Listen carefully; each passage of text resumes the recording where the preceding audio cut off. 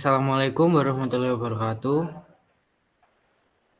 Perkenalkan, Waalaikumsalam warahmatullahi wabarakatuh.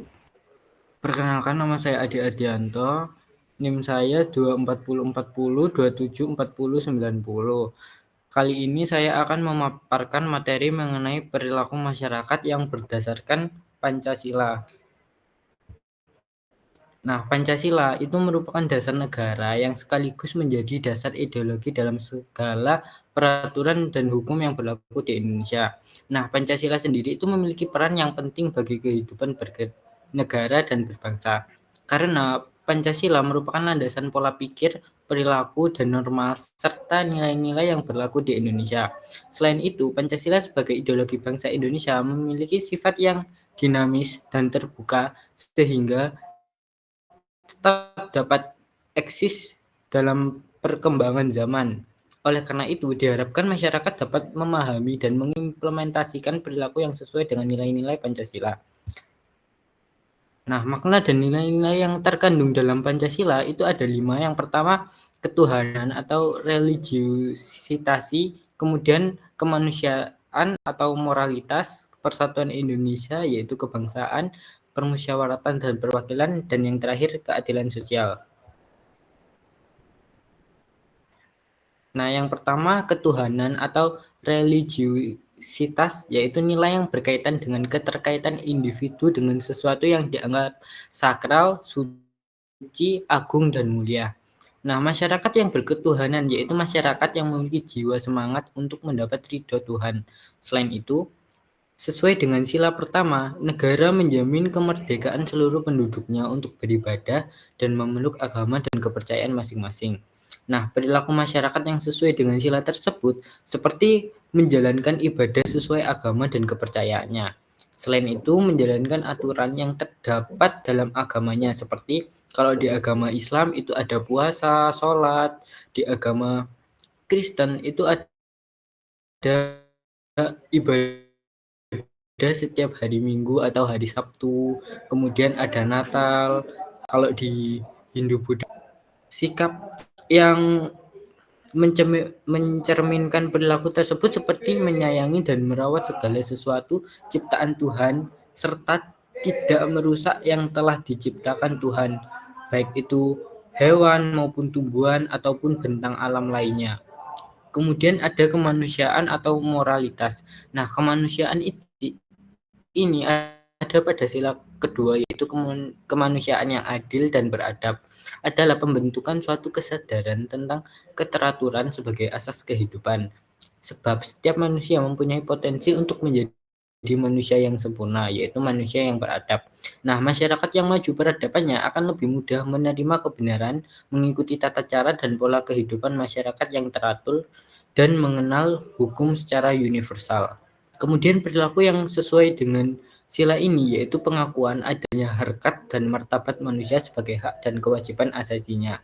Kemudian masyarakat yang peduli akan hak setiap orang untuk mendapatkan kehidupan yang baik dan sehat. Selain itu memberikan informasi yang akurat dalam pengelolaan lingkungan hidup serta menjaga kelestarian hutan, mengurangi polusi udara dan aware terhadap lingkungan dan dampaknya bagi khalayak umum itu juga merupakan pengamalan atau penerapan dari sikap ini, karena dengan kita menjaga lingkungan hidup itu kita memberikan suatu berkah atau harkat agar manusia itu punya punya punya kayak generasi yang akan datang itu bisa merasakan yang sesuai dengan generasi sekarang. Jadi kerusakan itu tidak terjadi. Kemudian yang ketiga yaitu persatuan Indonesia atau kebangsaan. Nah, persatuan adalah gabungan yang terdiri atas beberapa bagian untuk mewujudkan kasih sayang kepada segenap suku bangsa dari Sabang sampai Merauke. Nah, NKRI terbentuk dalam proses sejarah perjuangan panjang dan terdiri dari bermacam-macam kelompok suku bangsa. Namun, perbedaan tersebut tidak untuk dipertentangkan, tetapi justru dijadikan persatuan Indonesia. Menurut Nurgiansah atau 2020. Nah, perilaku masyarakat berdasarkan sila ini yaitu menyangkut sikap patriotisme, pengakuan kebinekaan Tunggal Ika dan suku bangsa etnis dan kebudayaan bangsa serta nasionalisme menurut Sutiono 2018 seperti pemerintah yang menginventarisasikan nilai tradisional dalam pembuatan kebijakan dalam pembangunan, menghormati nilai leluhur, dan menghargai setiap etnis yang tinggal di Indonesia. Kemudian permusyawaratan dan perwakilan. Sebagai makhluk sosial, manusia membutuhkan manusia lainnya. Dalam interaksi biasanya terjadi kesepakatan dan saling menghargai satu sama lain atas dasar tujuan dan kepentingan bersama. Cita-cita utama bangsa Indonesia adalah mengerahkan potensinya dalam dunia modern, yaitu kerakyatan yang mampu mengendalikan diri, tabah menguasai diri walau dalam pergolakan yang hebat. Nah, perilaku masyarakat berikut berdasarkan sila ini yaitu masyarakat yang memiliki kesadaran dan tanggung jawab dalam pengambilan keputusan, seperti mewujudkan, menumbuhkan, mengembangkan, serta meningkatkan kemitraan masyarakat, dunia usaha, maupun pemerintahan dalam upaya pelestarian sumber daya dukung dan daya tampung lingkungan hidup. Kemudian yang terakhir yaitu keadilan sosial. Nah, nilai keadilan sosial adalah nilai yang menjunjung norma berdasarkan ketidakberpihakan, keseimbangan, serta pemerataan terhadap suatu hal. Sedangkan keadilan sosial adalah segala usaha yang diarahkan kepada potensi rakyat, memperwatakan dan meningkatkan kualitas rakyat sehingga kesejahteraan tercapai secara merata. Nah, penerapan sila ini tercermin pada ketentuan-ketentuan hukum yang mengatur masalah lingkungan hidup. Perilaku masyarakat berdasarkan sila ini yaitu mentaati dan mengimplementasikan hasil dari kebijakan pemerintah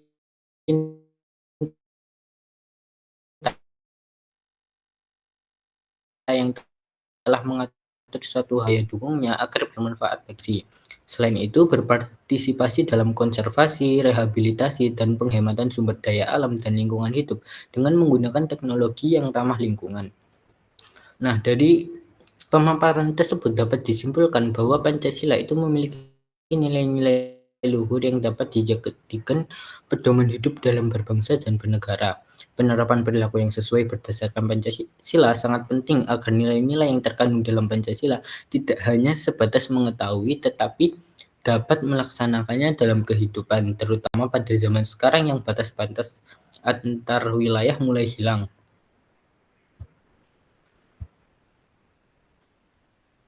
Nah, ini daftar referensi yang saya pakai, ada 2. Dari presentasi saya, apa ada yang ditanyakan?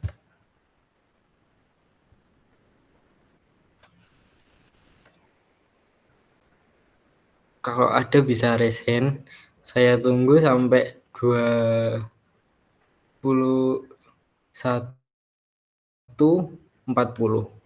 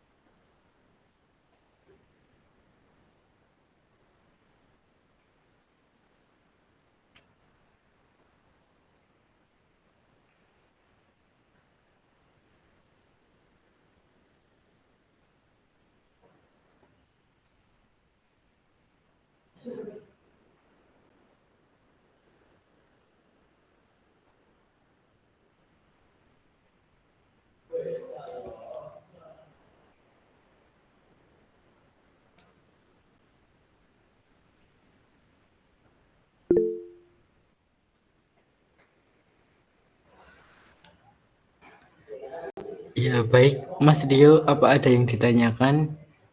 Bisa Ya, diaktifkan suaranya.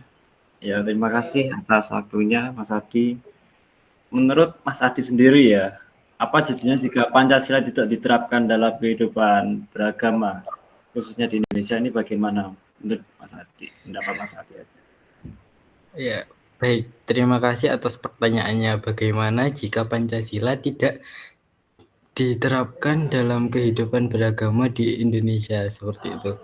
Nah, kita kita itu kan tahu kalau Indonesia itu bukan negara sekuler. Beda dengan seperti di negara Amerika, di negara Eropa khususnya yang merupakan negara sekuler, di mana pemerintahan di sana itu pure liberal. Jadi pemerintah tidak memberikan suatu kebijakan kepada kebebasan beragama, kemerdekaan beragama. Berbeda dengan di Indonesia. Indonesia merupakan negara sekuler di mana keagamaan itu sudah ada dalam Pancasila, undang-undang itu sudah terkandung di dalamnya. Jadi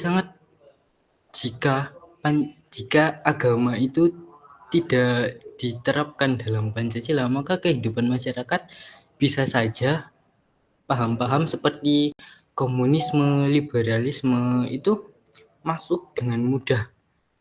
Selain itu, kita kan tahu bahwa masyarakat Indonesia itu sangat banyak dan beragam, terutama dari suku bangsa, ras. Dari situ yang menyatukan ya agama itu tadi.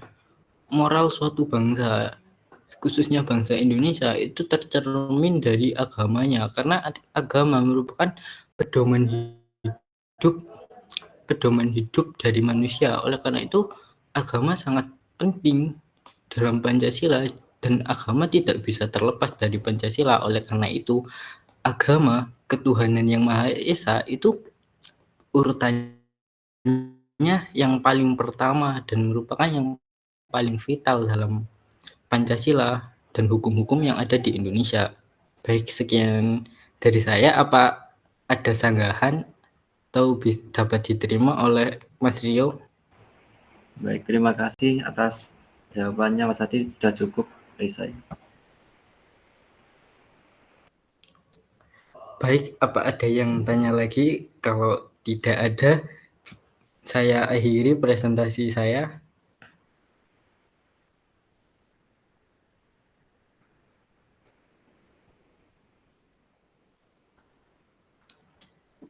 Baik, sekian presentasi saya. Atas perhatiannya saya ucapkan terima kasih. Wassalamualaikum warahmatullahi wabarakatuh.